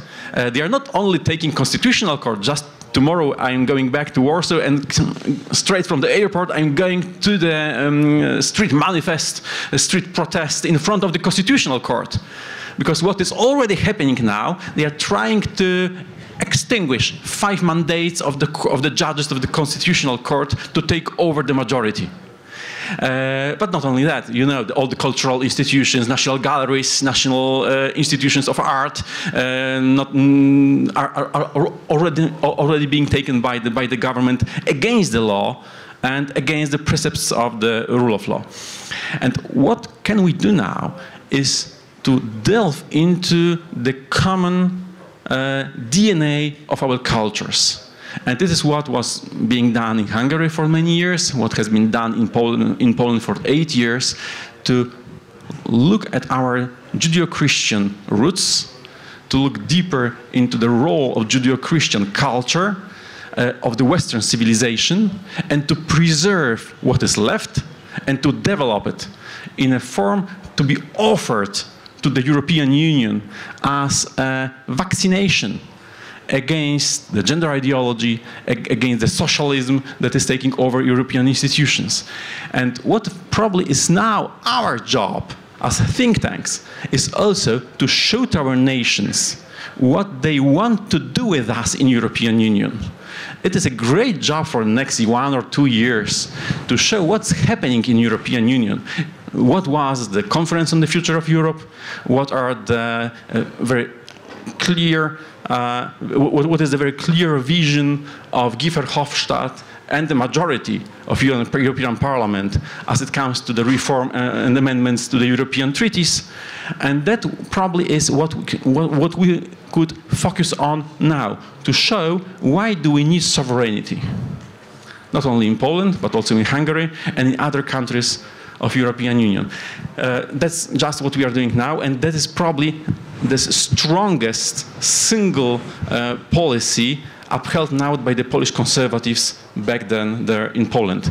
Already Jarosław Kaczyński endorsed and promoted our draft report on that, speaking about 10 spheres of sovereignty that are being taken over by European Union. The report will be published officially on Tuesday. I have a few copies with me. Why do we need sovereignty? But that is something that should be done jointly by all our groups of think tanks to show that this attack on sovereignty by European Union will address the individual interests of each and every citizen in all of our countries. And probably those kinds of joint projects are much more important than anything else now. And so the Polish Tehát a magyar-lengyeli együttműködés az agytörő szintén. Van szükségünk szövetségekre annak érdekében, hogy egy... And from that perspective, we do have two exciting developments upcoming. On the one hand, from July 1st, 2024, we're going to have the Polish presidency of the V4. And on the other hand, next year, in 2025, Hungary will be holding the presidency of the 3Cs initiative. So Liliana, might I turn you with the question of what can we do at the think tank level in the perspective of regional cooperation within the V4 and the 3Cs initiative? Köszönöm szépen. My Hungarian is still, developing, but I hope one day I will be able to talk to you in your language. Well, first of all, thank you very much for the invitation. Thank you very much for having me here every time I'm in Budapest. I can see new developments. I can really see that you are repairing, rebuilding different kind of architectural buildings in the city. Not just in this city, but in the whole country. And to be honest, it was not mentioned yet. And what is happening right now in Poland is actually a shift towards lack of investments. Okay, so what I'm observing from my perspective, from the perspective of the geopolitical think tank, because Warsaw Institute is a geopolitical think tank and we deal with different kind of topics. But if we think about the balance of trade, if we think about exports, if we think about imports, we cannot forget about infrastructure. And what I can see from the current stance in Poland is actually that most of the investments are going to stop. And I'm talking about the idea of building the nuclear power plant. So our previous government has signed a contract with American company Westinghouse to build the first big nuclear power plant in Poland. And to be honest, I believe that is one of the biggest successes that we ever experienced with regards to the energy security of our country. But from what we can observe right now, well, this process might be postponed, or we don't really actually know if it will happen. Another huge investment that was supposed to be built, because these were the plans, and actually the process already started, looking at the previous conservative government, is the central port of the communication. I'm talking about the airline hub that we are supposed to have, but somehow there are so many doubts right now whether it is in our interest, whether we should invest so much money in our country if we have huge 2 airports in Germany that we can use. But then I'm thinking about, are we one huge, country? Are we separate countries? I think in our interest is to have huge investments within our own territory and at the same time boost more investments. Like in my interest, it's not to boost more investments in Germany, but in my interest, in the Polish interest, is to boost investments in Poland. And actually, if we think about the think tank zone, just yesterday we have signed a partnership agreement with the Center for Fundamental Rights. It's a 3Cs partnership. It's our flagship project at Warsaw Institute, and we are trying to build a cooperation of think tanks from the 3Cs region. And our cooperation is again based on 3 pillars, exactly as in 3Cs initiative. So the infrastructure in transportation, energy, and digitalization. So our idea is actually to implement the political will within the region of 3Cs initiative to work together in these areas, because even though everyone agrees that 3Cs initiative is an important initiative, I believe that we are not somehow stepping out of the panel discussions club, because there is in some countries the political will actually to work there, but once it is there and once it is not there. So I believe that our main role here is to boost this political will to work together within our regional cooperation. Thank you. And indeed, together we are a formidable force, because if you consider that the 3Cs initiative consists of a region that 110 million citizens inhabit, or that we produce 1/7 of the EU's entire GDP, we are a force to be reckoned with. We need to utilize this joint interest representation capacity within the European Union in order to reform it. And in this, a turning point could be the Hungarian presidency of the European Council, which is upcoming, the second half of this year. So Attila, what are your expectations in this regard? Thank you very much. Can you hear me? Yes, perfect. First of all, thank you very much for the invitation. When I prepared for this conference, I recollected all the good memories from my university years, actually many, many years ago. When I visited Poland a number of times, from Poznan, Wrocław, Marburg, all good places, great memories. I do know some Polish expressions, but all of them are outside of the scope of political correctness and good manners, so it's better to refrain from them. Seriously speaking, it's written there, difficult moments, difficult times. And we are in difficult times, but let's look at 2024 as a year of opportunity as well. Because of the Hungarian presidency, with limited extent, because of the upcoming EP elections, because of the new European Commission that will get into power in November, let's say, and I see the importance of the Hungarian presidency regarding all the political power game that will come after the EP elections, setting up the new committees in the EP, etc., and regarding the personal and political setup of the new commission. So it gives us opportunity, it gives power to the hands of the Hungarian government, an opportunity to power brokering in Brussels. Regarding the cooperation of think tanks, there are still a number of initiatives going on. We are in discussion regarding rule of law, to launch something. We are about to launch a rule of law conference at the end of May. We are cooperating and we are discussing regarding migration, energy security, security in general. So there are still an ongoing discussion and debate amongst us. And what you, Dana, said in your words, it's good, it's a well-founded basis, but we need more. We need more alliances in politics and in terms of think tanks from Spain, from France, from Italy, as many European member states as possible. think tanks which are close to this conservative sovereignist idea that we all share.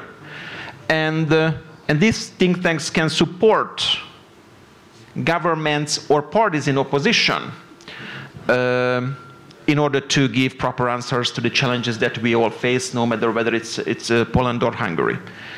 The outcome of the elections in Poland also gives you guys an opportunity to rebuild things, to focus on more building the background institutions like think tanks. Opposition times are good for building when you are regaining power, hopefully as early as possible. Prime Minister Orbán said 2 years ago at CPEC in his 12-point recipe for successful politics, one of the crucial points, at least to me, was that building institutions, building your own institutions and to strengthen them. I think, and I hope that 2024 will be a year also to strengthen these institutions, no matter whether it's Poland or Hungary. Peter. Just one small remark. I totally agree with you both guys, and it caught my mind what you just said, Liliana, that we have to step out from the panels and discussions. And well, it was not the accusation to this panel, so don't get me wrong. I'm thinking about the more political, I perfectly understood it, and I agree with that idea. And I really hate this mannerism. I think think tank is already a mannerism, but do tank is another one. Yeah, it is mannerism, but in the English language, it is the expression which describes what we should do. And of course, I don't want to chase dreams, but because without political representation and political connections, we can have wonderful ideas, but if it cannot be concluded and adopted by a certain government into an action, it is useless. But I don't think that this should prevent us from working on feasible concepts for our countries and for our region. And of course, there are a lot of threats on our region and or on our values, like the concept of illegal migration, like gender ideology and so on. And just one remark for that from my perspective, gender ideology and illegal immigration is not only dangerous because of its very concept, but the Brussels elites and progressive elites are using these concepts and ideologies as a force of power to push this agenda forward, to prove that I can do with the individuals of that continent whatever I want to do with them. And if they accept it, then I have limitless power. So that is the other reason why we should stop that at our borders as possible. But the other thing is more rational, more effective. And that was my point. Without political power, we cannot deliver our concepts in reality. That we are very successful nations in Central Europe. And now we are preserving the Europe what we have loved in the 90s and early 2000s.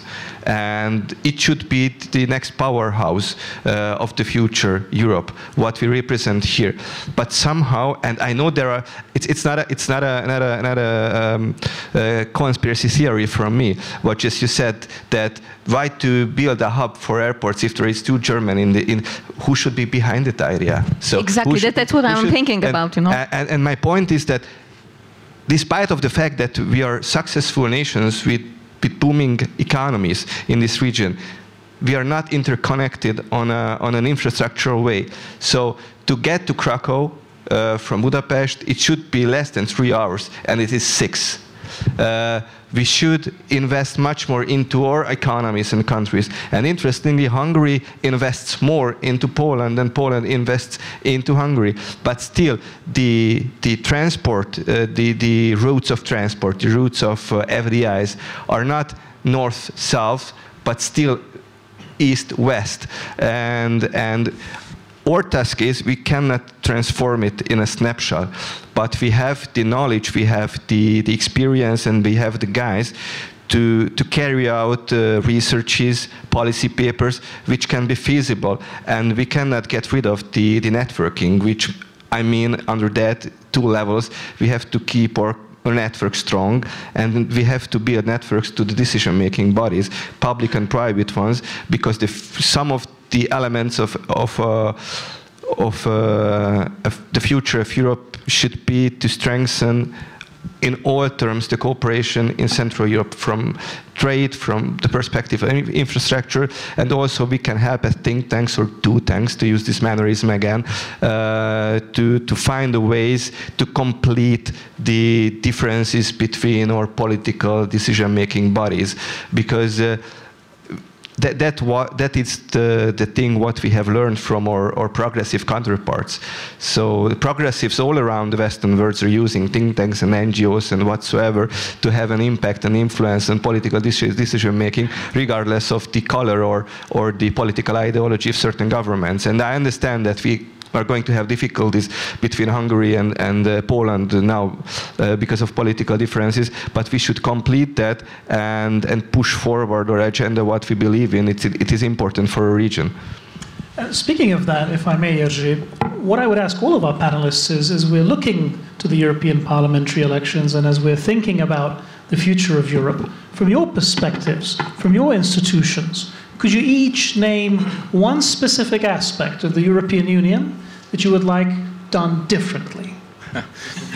Just one? Just one. That's a challenge, yes.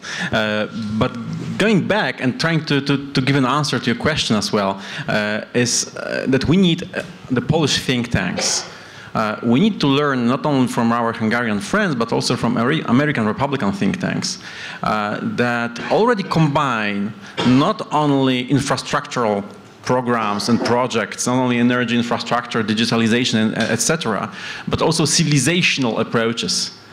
And we need to combine those two lungs of conservative thinking in order not only to propose joint projects of the Central European countries of the 3Cs initiative, but also to take the hearts and souls of our societies, of our nations, to the conservative cause, to give them this hope that normality may be brought back to our countries with the God, family, and homeland being the most important parts of our narration, of the narrative of the conservative side. And that's what is already happening in Hungary and the United States. In Poland, still there is not so much of that in our political programs. And the political programs are focused on technocratic issues.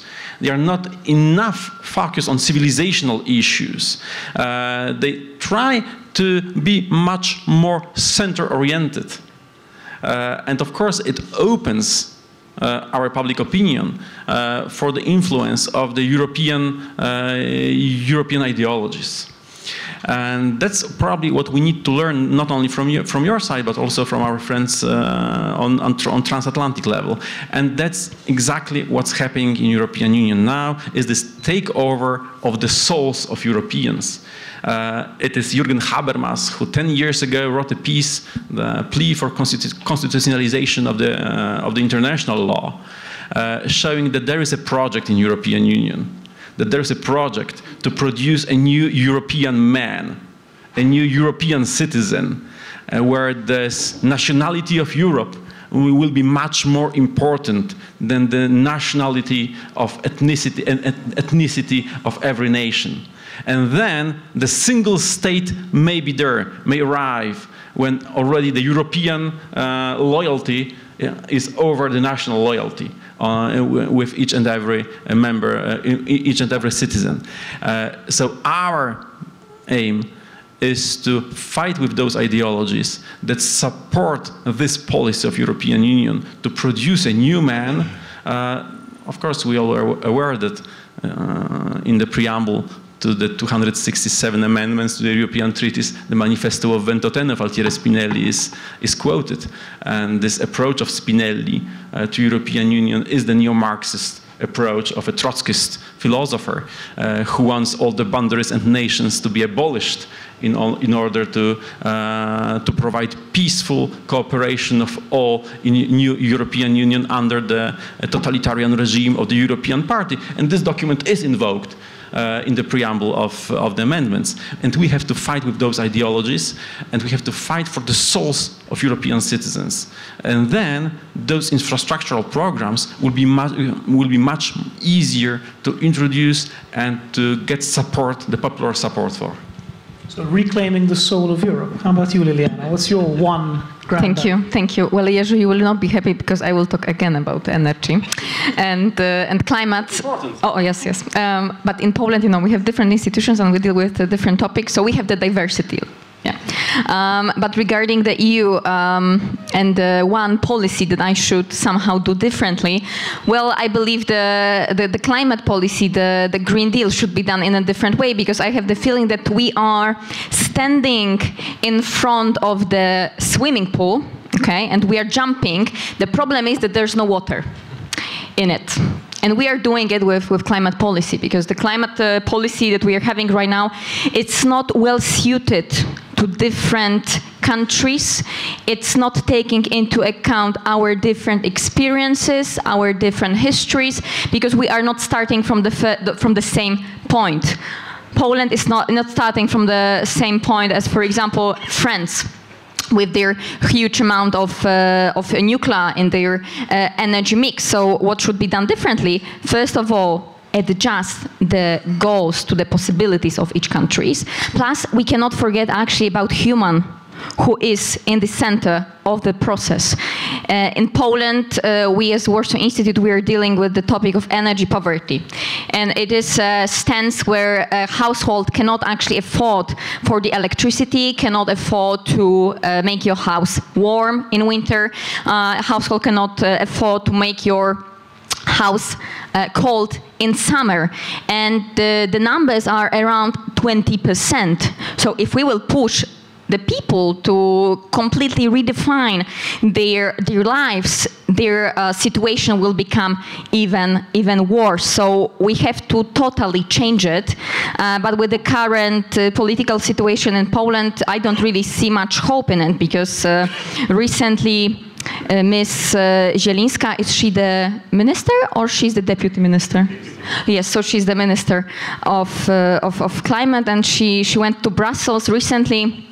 And she said that, no, we shouldn't decrease the emissions by 55%. We should do it by 90. Impressive goal. I don't really think it's possible. I think we should mainly focus on the human, on the people side of it, and then maybe think about some crazy, not really well suited to our different possibilities, policies. Thank you. So you could say the European Union should be a union of peoples, and a people's union at the same time. Peter? Excuse me, what was the original question? One grand idea coming from the Polish-Hungarian think tank sphere on how to change Europe. So there are a lot, but I would say the mindset of the process institutions, or the people who are running these institutions, because I totally agree with Liliana and Jerzy as well, from different aspects, because Europe looks like today, I mean the European Union and the leaders of the institution are looking like today that someone who is speeding with full throttle towards the wall. Because on one side, because of new Green Deal, ESG, and all these other greening policies are leading Europe towards losing all of the competitiveness from an economical point of view. And on the other aspect, what Europe as a continent, from a political perspective on an international level, is representing, especially from a cultural perspective, that has totally changed in the rest of in the eyes of the rest of the world. Because even before 20 years, the West and Europe was a strong player, economic and cultural perspective. The West. It was quite an attractive way of life, what Europeans have represented for the whole world, for Asia, for Africa, even for Latin America. And now Europe, from a cultural perspective, became a laughingstock. One of our strongest adversaries on the world stage, Russia, most of Russians are calling us Europeans and the European continent as gay Europe, which is not a very nice thing to say about a continent, but we look soft for the rest of the world.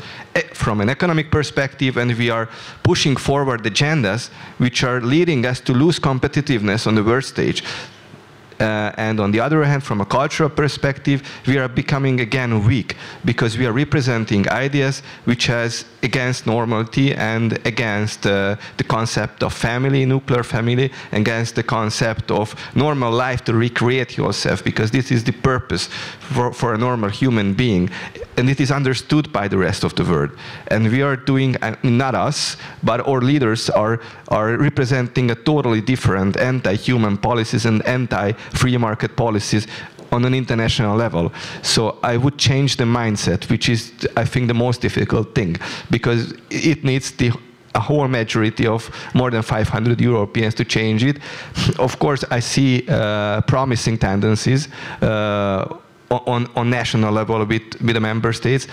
And I think we have to fight for that and work for that to change the mindset and work for that as think tank leaders with ideas, with concepts, to raise the attention of the individuals and the electorate to elect those parties which don't have the program and aim to destroy Europe as we like it. But it's going to be difficult. But the mindset should be changed if we would like to be competitive on a world stage, from a cultural and from an economic perspective as well. We could say more European leaders who are localists and not globalists. Yes, we can say so. There's a saying which goes like, we need, I don't know, 5 months to change the political setup, 5 years to change the economy and to put the economy on track, and we need 50 years to change the mindset. So it seems to be a long-term fight, but we need to start it. Let me reflect on some of the points, and then I will answer your questions. Regarding the role of the think tanks, Peter mentioned to support politics, and we also need political action. I completely agree. But let's not forget one specific aspect of the role of the think tanks: to be present in the public discourse and to be present in the media and to counterbalance with our views, which is underpinned by scientific, etc., evidences as well, in many cases. To counterbalance the left-wing liberal dominance of the media, no matter if it's Brussels, Budapest, or Warsaw. So this is also a critical and crucial in these difficult times role of think tanks and those working in think tanks. Regarding political power, I completely agree, but let me disagree with some or maybe many of you here in this room regarding political rationality or which means the attitude to the European People's Party. As I always say, it's good to be the moral winner, but I don't want to be exclusively the moral winner, to be on the moral high ground. I also want to be the political winner. And in order, and it's pure mathematics, in order to have, maybe on some aspects, majority in the European Parliament, or to have a bigger influence in European politics in general, I don't see at this moment, and maybe the outcome of the elections in June will be a complete shock to everyone. Europe and the right-wing parties will have a landslide. We will gain force, we will gain ground, we will have more MEPs in the European Parliament. We should be wiser in forming coalitions on the right-wing territory of the European Parliament, but we will still need at least some of the European People's Party, maybe an ad hoc coalitions, in order to be present and to have the majority in the European Parliament. This is my second point. And regarding one thing that I would like to change in Brussels, there are many. I don't like limitations, so let me name 2 things. And not in Brussels, but in Luxembourg, the Court of the European Union, and the politicization of the Court of the European Union, because it's natural to have clashes, discussions among Council, Commission, Member States, Parliaments, etc., etc., etc. But there used to be the hope that if there are conflicts, then finally comes an independent body which based on exclusively on law and legal setup and treaties will decide who is right or wrong. But what we are witnessing in recent years is the complete politicization and ideologically driven attitude of the court of the European Union, and I would like to change that. And my second point is greening, what Liliana just said. Okay, we need to be sustainable, we need to be green, etc., etc., etc. Beautiful. But on the ground, what we are doing is we are destroying European industry, the backbone of the European industry, like car manufacturing. We are just saying big words that we would like to reach this and that, which is complete nonsense. So what we are doing in the name of greening, and look at the German farmers as well, that how do you say, artificial meat instead of normal meat, and etc., etc. All these things, completely disagree with it. In principle, it's again. In principle, you can share these views, but when it comes to reality, it's a complete nonsense, and it's detrimental to Europe, to the European industry, European SMEs, European farmers, European families. So what I would say is more Euro-realism in our understanding of how the EU functions. Here might I say that there is a Hungarian model when it comes to governance, when it comes to building majorities that potentially could be deployed at the EU level. Never forget that FIDESZ is in coalition with KDNP in Hungary, so an EPP and soon to be ECR. It is a very good working coalition government, yes. So let me disagree with you in one point. I totally agree with your concept, and I agree with your concept that without majority we cannot deliver policies in reality and in practice, but with the EPP part. And so I don't want to blame you, because I myself was part of the youth of the EPP for a very long time, from the Christian Democratic Youth Movement. So I'm not ashamed of that. Maybe I should be, but anyway. So yes, united in diversity. Yeah. United in. What does it mean? So, but anyway, you would be right, and it would be great if we could consider EPP as a possible member of a conservative, traditionalist cooperation within the European Parliament. But I think we should not make this mistake to consider EPP still a Christian democratic conservative movement. It was once. Yes, there was a time when Fidesz was still a member of the EPP that the majority of the member parties were supportive towards a conservative agenda, and now I don't say everyone sitting in the EPP are supporting the globalist agenda, but the most of them are. And there are some good guys from Slovenia, even from CSU, from Bavaria, still sitting in the EPP, but and it would be great if ECR, some guys from IRE and some parties from EPP could form a majority in the European Parliament. But I think to work together with EPP, so we can work. I mean, those parties who are close to us could work on maybe on a project level with some parts of EPP. It would be great, but as a whole, as a total, we cannot consider EPP as a possible coalition partners to the conservative parties, because the majority of them are pushing forward the globalist agenda and the federalist agenda on the European institutions. If I may just add one thing to this greening, I really like this, actually, the name, the greening policy. What we often don't take into account is actually that, on the one hand, we are being pushed to all those policies. I mean, we as the normal citizens within the societies, okay, so we are being pushed not to eat meat, not to drive a car. And I said to myself, okay, Liliana, I will walk more. Yes, I will mainly use the public transportation, etc., etc. Fine, I will do it. I will do it for my kids. I will preserve the planet as a real Christian. But then, on the other hand, I'm looking at all of the documents that are being produced in the European Commission, and how is it possible? But at the same time, commissioners are increasing their budget for private jet flights.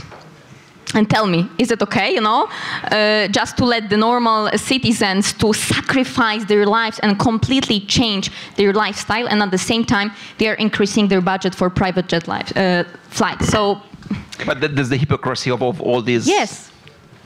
And just one more remark. I don't know the exact number, but if we have a look on the planet, what's the contribution to CO2 emission of the European Union? It's below the 2-digit level. So of course as one of the most wealthy part of the planet, we should be front runners of certain things to preserve our planet and being good citizens of our countries and so on. But does it really make a difference if we lose much more on the side of our competitiveness? I don't think so. Let me just say one number, sorry to interrupt. I just made a collection, and Ursula von der Leyen spent 1.1 million euros on traveling all across the world in the last 4 years. Or I will just add one remark. We are speaking about European elections and European system and European elites. But we have to be aware that probably the election time this year we have for European Parliament, maybe the last time we may elect our national representatives to the European Parliament, because accordingly to the proposals and to the amendments with the joint lists for the whole European Union, the single list for a single party for the whole European Union, transnational lists, the nationalists and the local movements will be excluded from the political race. And that's probably the aim for the 2029, when the locals against globals will run and will have the chance to take over the political body of the European Parliament if things go as they go for now. And I think we've already raised so many thought-provoking topics that really shows that it is worthwhile to bring together Hungarian and Polish think tankers to discuss and to debate.